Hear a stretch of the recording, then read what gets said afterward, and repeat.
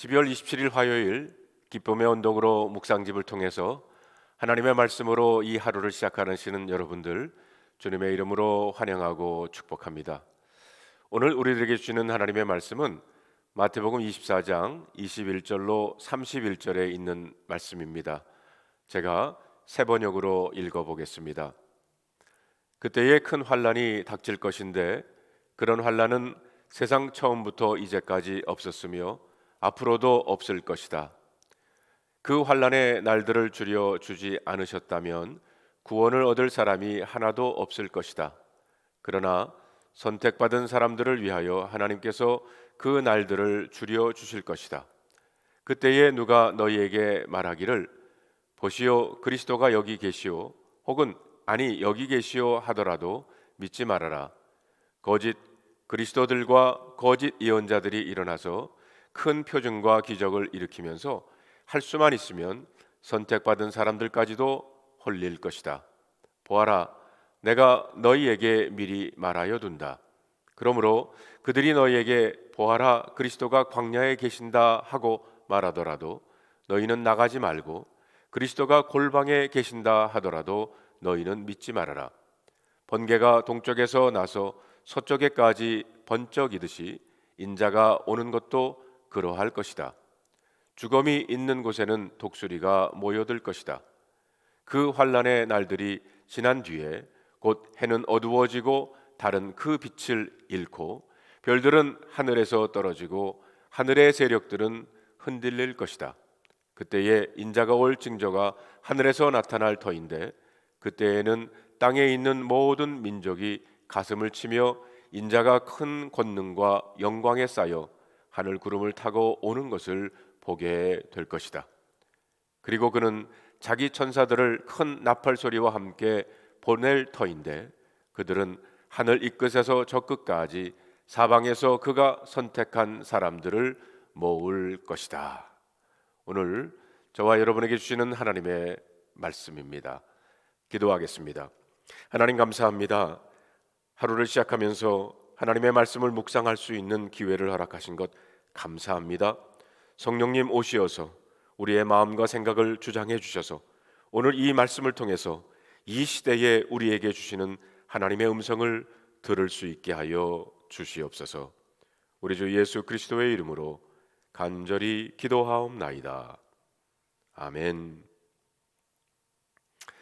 마태복음 24장은 종말에 대한 말씀이고 종말이 가까이 올 때 일어나는 징조에 대해 말씀하고 있습니다. 24장을 한마디로 말한다면 종말의 때는 노아의 때와 같다는 주님의 말씀입니다. 24장에 여러 번 나오는 그래서 우리들의 눈길을 끄는 단어가 있는데 그것이 바로 그때에라는 것입니다. 9절에 그때에 사람들이 너희를 환란에 넘겨줄 것이며 16절에 그때에 유대에 있는 사람들은 산으로 도망하여라. 21절에 그때에 큰 환란이 닥칠 것인데 23절에 그때에 누가 너희에게 말하기를 30절에 그때에 인자가 올 징조가 하늘에서 나타날 터인데 그리고 37절에 보면 노아의 때와 같이 이 인자가 올 때에도 그러할 것이다 라고 했습니다.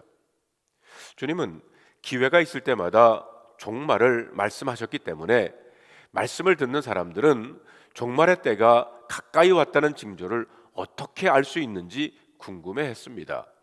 그 날과 때와 시를 어떻게 분별하는지도 궁금했습니다. 그래서 사람들은 이런 질문을 많이 했던 것입니다. 그런데 그 날과 때와 시각은 아무도 모르고 아버지만 아신다고 하셨습니다. 26절에 보면 그러나 그 날과 그 시각은 아무도 모른다. 하늘의 천사들도 모르고 아들도 모르고 오직 아버지만 아신다라고 했습니다. 그 날은 아버지만 아시지만 주님은 하나의 복선을 주셨습니다. 종말이 가까이 오면 바로 노아의 때와 같은 일이 일어난다는 것입니다. 자, 그러면 노아의 때에 어떤 일이 일어났습니까? 창세기 6장에 보면 노아의 때에 하나님의 아들들이 사람의 딸들의 아름다움을 보고 결혼했다는 말씀이 나옵니다. 이것은 단순한 혼인 관계를 말하는 것이 아닙니다. 하나님의 아들들은 아담, 셋, 에노스로 이어지는 예배 공동체의 자손을 의미하는 것이고, 사람들의 딸들은 가인의 자손을 의미합니다. 예배 공동체의 백성들이 예배 공동체를 떠나서 세상 문화에 동화되어 예배 공동체를 떠나버렸다는 것입니다. 하나님께서 죄악된 세상의 마지막 희망으로 두신 것이 예배 공동체였는데, 하나님의 마지막 희망 예배 공동체가 무너질 때 하나님은 더 이상 이 땅에 희망을 보실 수 없다는 것입니다. 주님이 말씀하신 그때, 즉 노아의 때와 같은 때라는 말씀은 예배 공동체가 파괴되고 무너질 것이라는 뜻입니다. 그런데 예배 공동체가 무너지는 것은 외부의 박해 혹은 누구의 핍박에 의해서가 아닙니다. 예배 공동체 구성원 스스로 세상이 좋아서 자기 발로 걸어 나감으로 무너지는 것을 뜻합니다. 그때가 바로 종말이 가까이 왔다는 것입니다. 오늘 우리 시대 예배 공동체는 어떻습니까? 외부의 압제와 핍박은 없습니다. 그러나 교회 안에 젊은 세대는 갈수록 줄어들고 있고 하나님의 말씀으로 멀어지고 있으며, 사사시대처럼 왕이 없으므로 사람이 각기 자기 소견에 옳은 대로 해석하고 행한다는 겁니다. 많은 사람들은 예배 공동체를 지키는 것보다 사람의 딸들의 아름다움을 보고 세상 문화를 통해서 즐거움을 느끼고 욕망을 충족시킵니다. 이렇게 예배 공동체는 무너지고 교회는 예배 공동체를 지켜나갈 의지 없이 다툼과 권력 욕에 찌들어 있습니다. 이것이 오늘 시대의 교회의 현실입니다. 종말이 가까이 왔다는 것입니다. 그런데 예수님이 말씀하신 노아의 때를 돌아보면 하나님의 심판은 즉각적으로 일어나지 않았습니다. 하나님의 아들들이 사람의 딸의 아름다움을 보고 예배 공동체를 떠났지만 즉시 심판하지 않았습니다. 하나님께서는 120년 동안의 유예 기간을 주셨어요.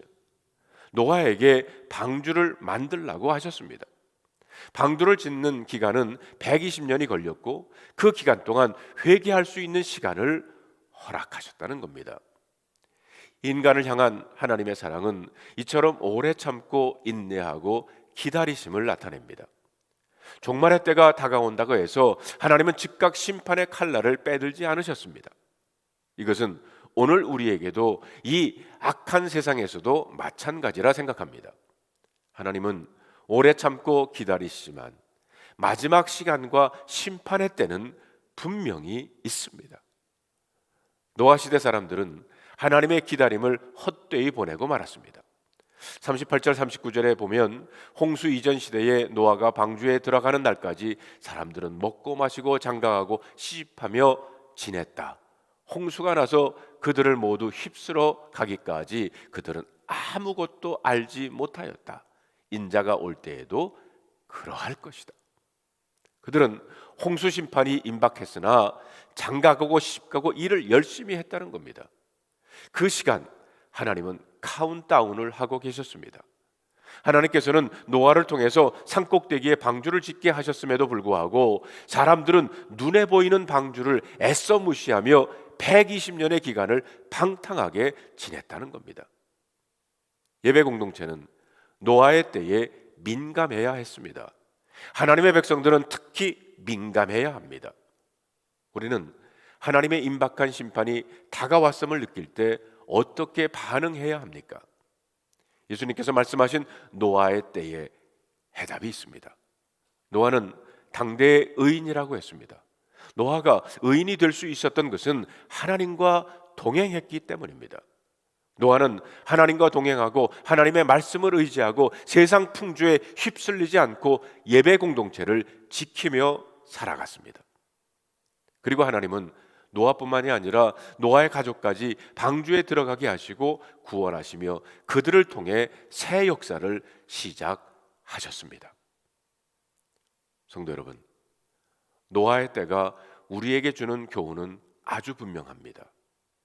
예배 공동체를 굳게 지켜야 합니다.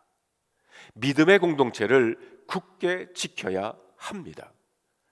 하나님의 말씀을 붙잡고 세상 풍조에 휘둘리지 말고 믿음의 걸음을 뚜벅뚜벅 걸어가야 할 것입니다. 기도하겠습니다. 하나님, 우리들에게 경고하시는 이 말씀을 저희들이 받습니다. 노아의 때에 사람들이 그 하나님의 그 뜻을 깨닫지 못하고 결국에는 홍수로 인해서 심판을 받았는데, 그때와 같은 이때 우리로 하여금 노아와 같이 말씀을 통해서 주님과 동행하는 하나님의 백성들 되게 하시고, 그리고 노아를 통해서 그의 가족을 통해서 새로운 역사를 시작하셨듯이 이렇게 말씀을 지켜나는 하나님의 백성들을 통해서 새로운 역사를 이루어 가시옵소서. 우리 주 예수 그리스도의 이름으로 간절히 기도하옵나이다. 아멘.